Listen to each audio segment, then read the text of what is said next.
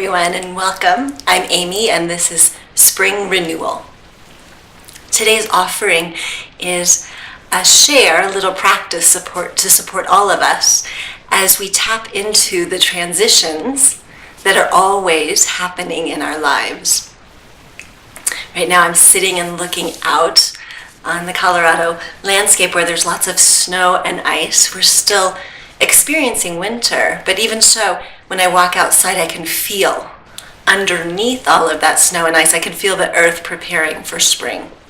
That's always happening, not only in the earth, but within each of us ourselves. Our entire lives, we experience cycles of birth, growth, decay, and death. That's the most natural thing in the world.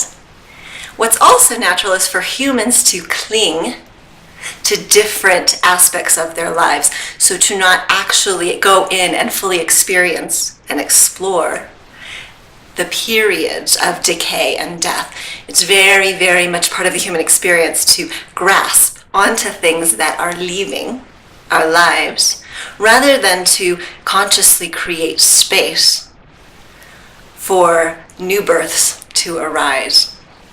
And you can imagine how that doesn't support us as we continually work to transform different aspects of our lives. Close your eyes for just a minute and I'll show you what I mean. Picture a field. Either a field of crops or a garden.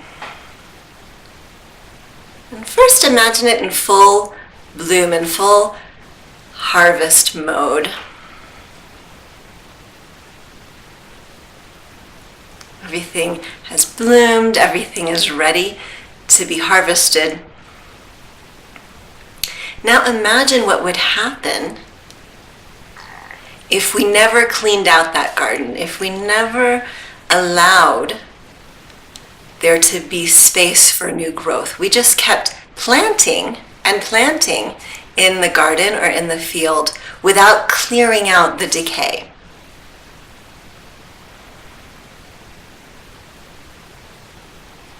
Imagine continuing to add new plants to our garden without getting rid of the ones who had already served their purpose.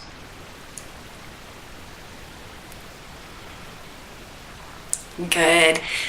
What you probably saw was that over time, there was no opportunity for life. As we add more and more things to our garden and to our lives, if we don't consciously remove other things that are no longer serving us, we don't create space for new birth.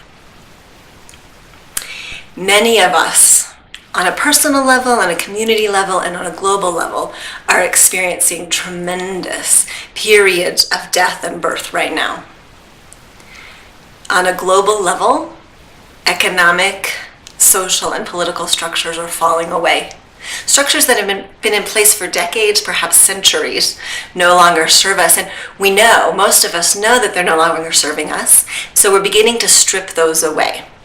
Things like the Occupy movement, changes in our economic structure, changes in our political structure are happening. We see the decay, we see the death happening, but we don't yet know what the birth is going to look like. And that can be really very disconcerting for us. Likewise, a lot of us have experienced changes in our communities. I certainly have recently. Communities that we're no longer in alignment with. We find ourselves pulling away from them. And we know we're waiting for what's coming next. We're sort of in a pregnant period. We're waiting for what's coming next. We don't know what it is. And that can be a little scary at times.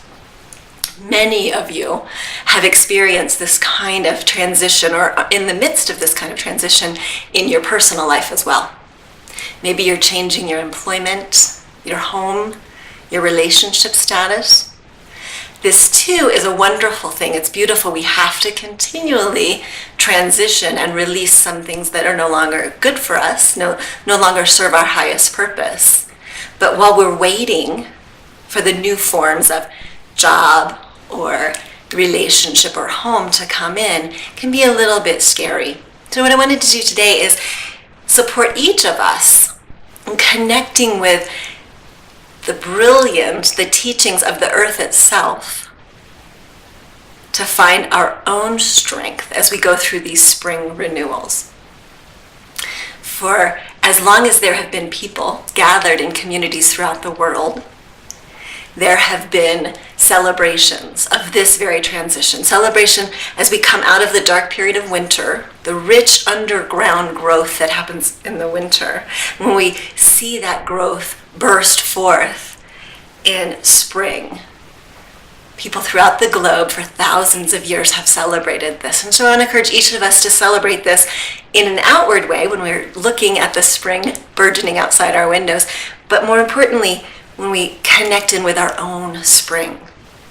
To both honor the importance of winter, these periods of going into our depths, connecting with the deep, quiet, still, slow kind of nurturing that has to happen in order for us to release what's not useful, allow it to compost, and become the birth of that next spring.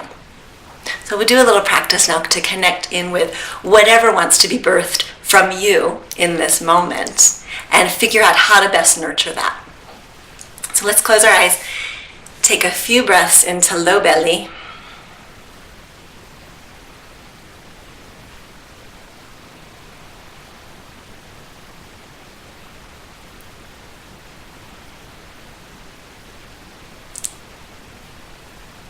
Good, and now finding something to connect with, something underneath the surface of the earth.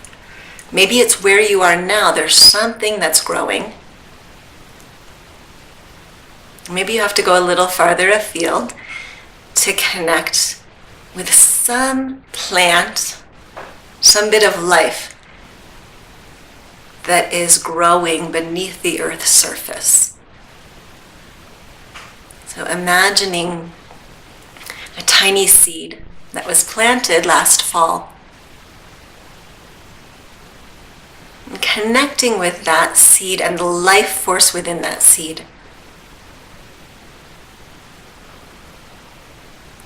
No matter where you are on the planet, there is life that is growing underneath the earth, right near you. So connecting with that and remembering that even if from the outside we can't see the life yet of this seed, we know that it is fully vibrant. It is every moment growing. So connecting with that life inside the seed.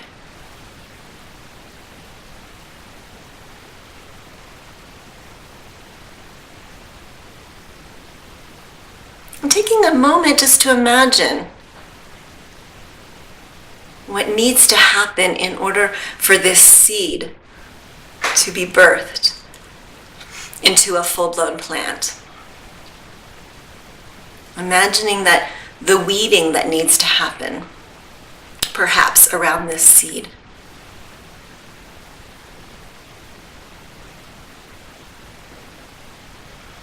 Picturing the sunshine that will nourish this seedling into a plant.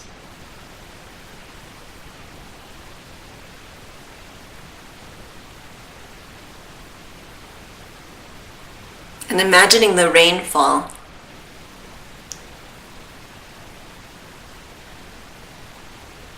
that will feed this plant as it continues to grow and blossom.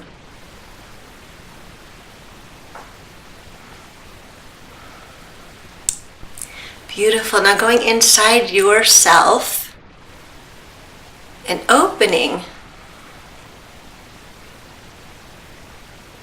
to connect with one seed in your own life. Maybe you know it already, what you've already planted there, what's going to be born. Maybe you don't yet know what it is, but just open and allow your being to bring forth one area of your life where you're in the process of waiting for this new birth.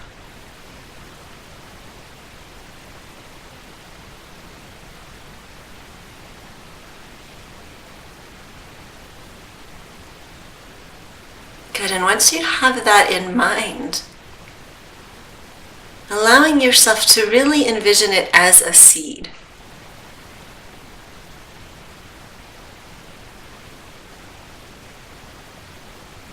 And asking, what needs to be weeded? What are the things that need to be pulled away from my life in order to create nourishing space for this new birth to come?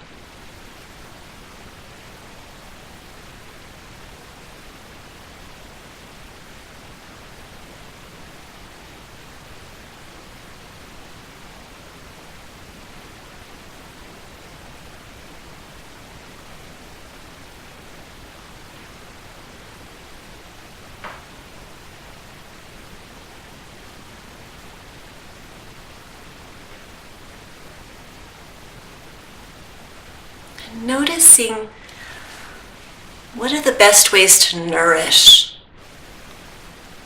this life.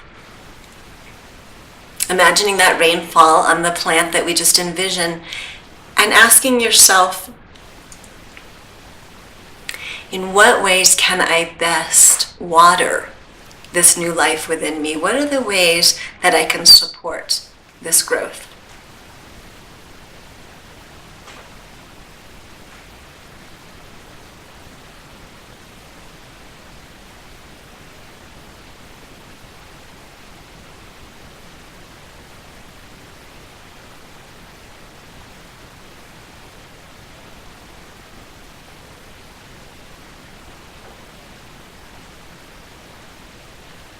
It's similarly remembering the sunshine that we needed to nourish and nurture the plant. What's the sunshine in your life that you can use to shine on this new birth? It will provide it with nourishment and nutrients.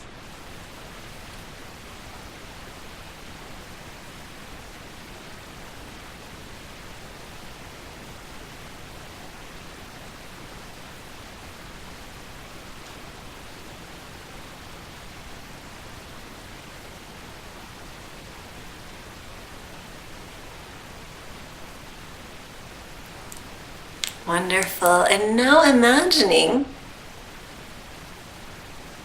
this seed, this place in your life where there's about to be new birth. Imagining that kind of going fast forward in time and seeing it in full bloom and fully blossomed. Whatever this thing is in your life, see it as though it's already been born, already been manifest in the physical plane.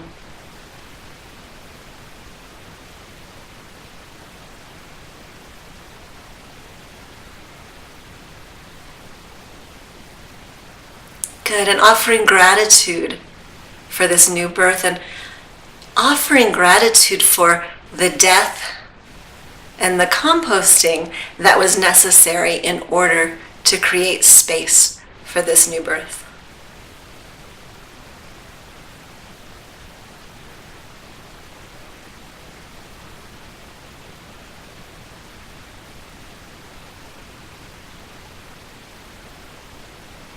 And connecting with everyone else listening to this, connecting with everyone on the planet who's going through transition.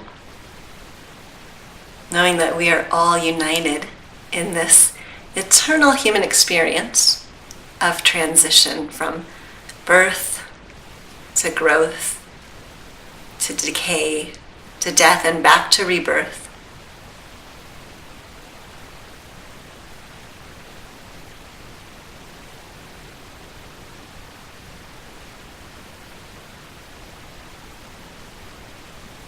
Wonderful, and when you're ready, you can open your eyes.